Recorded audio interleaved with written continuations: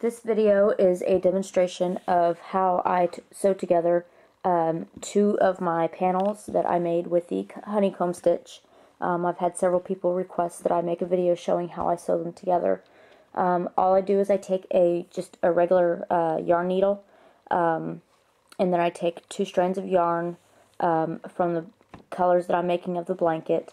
It doesn't matter which color you use. I'm just using 2 strands of the pink yarn. And when I pull it through the eye of the yarn needle, I pull through quite a long string left over for it, because you're going to need that as you sew through your blanket. You're going to need that extra yarn because you're not going to be able to pull it all the way through down through the blanket. But basically, I just take my yarn and I start by going down through one of the stitches of the blanket. Make sure that I grab, the loop all the way through, and then I grab my second panel, and again I go through the loop to, make sure I go through one side and all the way through to the other side to grab both sides of the loop. What I mean by the loop is where you see the 2 sides here, like these 2 sides here create a loop, these 2 sides here create a loop, these create a loop, all the way down through. Like, especially this one's a really good example.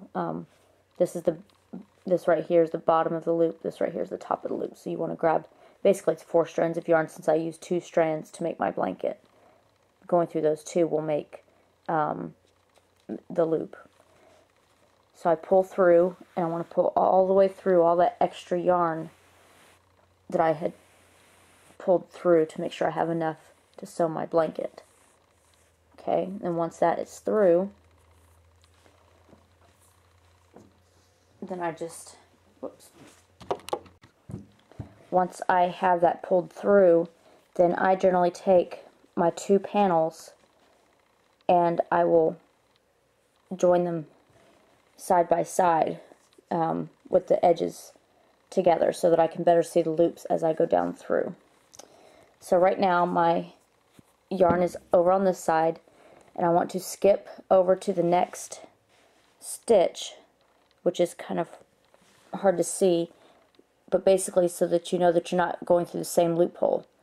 You want to go in through the next one, again go through all 4 loops, and then you want to grab the next one on the opposite panel, grab the 4 strands of yarn, and again you just pull through, and you're going to have quite a bit of yarn that you're pulling through here at the beginning. And then you want to make sure that you pull tight, and at the very beginning you're going to have to hold on to this up here, where it's going back to your skein of yarn, because otherwise it'll continue pulling it through. So you just want to kind of hold on to it to make sure you can get it pretty tight. And then again you skip over to the next 2 loops, go up through it to grab the second 2 loops, so you have 4 strands, and then grab through to the next on the other side, and again just pull through. And then you can see now that this time I didn't have to grab this part because it's tight, which is again why you have the extra yarn on your needle. So again, you find your next loop, go through the 4 strands, go through the 4 strands, and pull it through, just like you're sewing. This is called the mattress stitch, and it is often used for joining, not just for things that are knitted on a loom, but also for knitting and crocheting as well.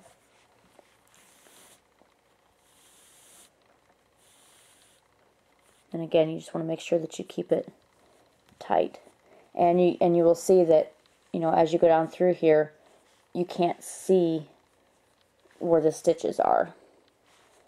So a lot of that has to do with the color that I'm using, but it's also with the pattern as well. The way the stitches are, it pretty much hides where you're sewing.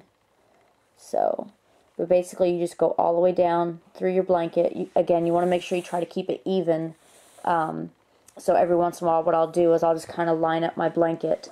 You know, like down here where I know that these two, where I change the colors, I make sure that I match these up. And then I check my loops all the way down through to make sure that I'm matching up and that I'm not making the blanket uneven. But that is how you sew together the panels for the blanket. And this is what my two panels look like together after I have joined them. And you can see they're very, very stretchy and very soft and perfect for a baby blanket. I usually make 4 panels together, and it makes about maybe a 34-inch baby blanket when I get done. And that's how I sew the panels together. And you can see too, when you look on one side, it's going to show a bit more of a gap, and then on the other side, it's a little bit more of a ridge where you have them sewn together.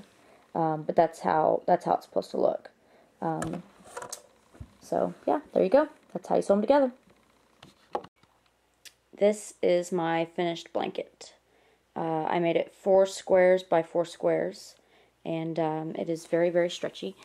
As you can see, it's very, very soft and very nice.